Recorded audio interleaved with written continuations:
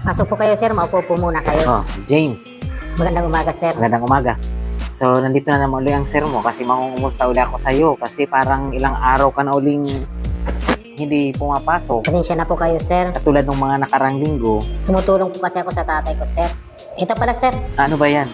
Konting merienda lang po. Nag-abala ka pa. Kapi? Pasensya na po dyan, sir. Ang init pa.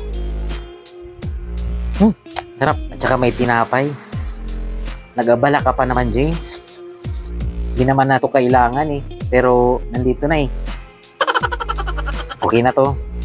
Kung sino-sino bisita ang dinadala dito sa bahay. Ang sikip-sikip na nga dito eh. Galit bang nanay mo? Hindi, sir. Ganyan lang po yan pag natutuwa yung nanay ko. Hindi po yan galit, sir. Parang kakaiba namang matuwa ang nanay mo. Huwag nyo na lang pansinin, sir. Sige po, merienda po muna kayo.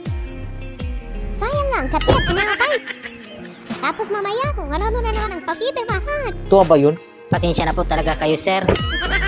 Tapos kukuhanan pa ako ng picture habang nagpipirma. Ano ba naman yan? Tapos magpapatawag ng meeting. Hindi na lang si text.